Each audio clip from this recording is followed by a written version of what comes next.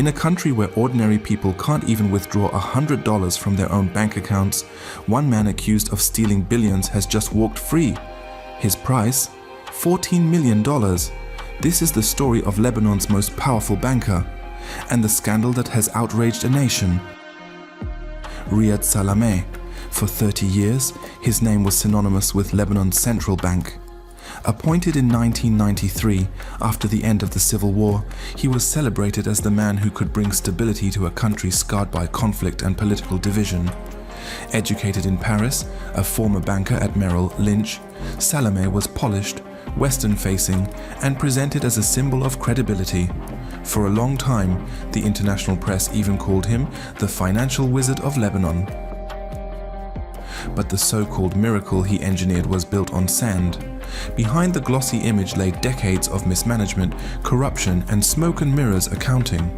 His policies kept money flowing into Lebanon's banking system, but they were little more than a Ponzi scheme, using new deposits to cover old debts, buying time while the political elite lined their pockets.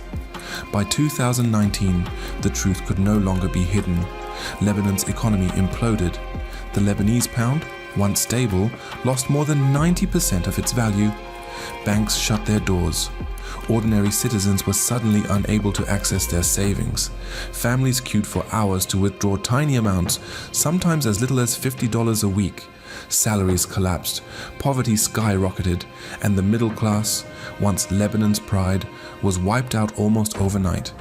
And through it all, one man's name kept resurfacing: Riad Salameh. Investigators both inside Lebanon and abroad accused him of embezzling vast sums from the central bank. It wasn't just mismanagement, it was theft on a historic scale. Hundreds of millions of dollars allegedly siphoned off through fake commissions, shell companies, and front businesses. Money that was supposed to protect Lebanon's economy during crisis, quietly funneled into luxury real estate, secret investments, and offshore accounts. The evidence was staggering. French investigators traced tens of millions to Paris apartments and offices. German authorities froze properties linked to him in Hamburg and Munich. Luxembourg uncovered suspicious transfers flowing through its financial system. Even Switzerland, famous for banking secrecy, opened a case. For a man paid a modest official salary, the scale of his hidden empire was impossible to explain. Inside Lebanon, anger boiled over. Protesters carried banners with Salameh's face, accusing him of robbing the nation blind. To many, he wasn't just a banker. He was the symbol of a corrupt elite that had sold out Lebanon's future. He denied all wrongdoing, insisting he was the victim of a political witch hunt. But the evidence, documents, transfers, and property deeds told another story. In 2024, after years of avoiding accountability, the unthinkable happened. Riad Salameh was arrested. For 13 months, the man who once moved billions with the stroke of a pen sat behind bars. The charges: embezzlement, illicit enrichment, and money laundering. His detention was hailed as a rare moment of justice in a country where the powerful are almost never touched. For ordinary Lebanese who had lost everything, it felt like the first crack in a wall of impunity. But that hope was short-lived. In September 2025, the court granted Salameh release on bail. But not just any bail, $14 million, one of the highest bail amounts in Lebanon's history. In a country where people were literally starving, where hospitals couldn't afford medicine, where parents struggled to buy milk for their children, Salameh walked free by writing a check. The symbolism was brutal. Ordinary citizens couldn't withdraw their own savings, yet the man accused of looting the system could buy back his freedom. The news sent shockwaves across Lebanon. Protests erupted again. Social media exploded with fury. For many, this wasn't just about Salameh, it was about a system that had always favored the powerful and betrayed the people. Critics pointed out that the bail money itself raised questions. Where had it come from? Was it personal wealth, family assets, or funds still tied to the central bank? The court offered no clear answers, and that lack of transparency only fueled suspicion. Internationally, his release was met with dismay. French, German, and Swiss prosecutors stressed that their investigations remained ongoing. In fact, in Paris, he is already facing trial in absentia for fraud and money laundering.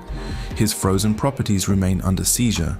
The Lebanese bail decision, rather than closing a chapter, opened an even deeper rift between Beirut and Europe, exposing Lebanon's judiciary to accusations of complicity. At home, Salameh's defenders still insist he saved the economy in the 1990s, that he bought Lebanon 3 decades of stability. But his critics say that stability was a mirage, purchased with debt, fueled by corruption, and destined to collapse. And when it did, it was ordinary Lebanese who paid the price. Today, the country's economy is in ruins. Inflation has made basic goods unaffordable. Public services are collapsing.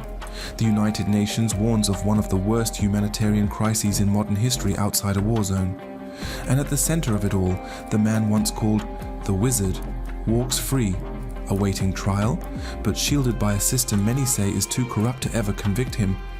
The question now is not just whether Riad Salameh will face justice, it's whether Lebanon's institutions can ever be reformed, or whether the entire political and financial elite will remain untouchable. For many Lebanese, this scandal is not just about one man. It is about decades of betrayal, where leaders treated the nation's wealth as their private bank account while ordinary people were left to suffer.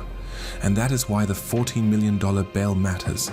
It is not just a legal decision, it is a symbol of inequality, of corruption, of justice for sale. It tells the world that in Lebanon, the powerful do not fall. They simply buy their way out. As the trials move forward, as international prosecutors press their cases, the world is watching. Will Lebanon finally deliver justice? Or will this scandal be remembered as one more chapter in a long story of theft, collapse, and impunity? Riad Salameh may claim innocence. He may say he is the victim of politics. But for millions of Lebanese, the truth feels undeniable. A nation was looted, its people impoverished, and the man at the center walked away with billions. This is state of corruption. Subscribe for more investigations into the scandals, money trails, and power plays shaping our world.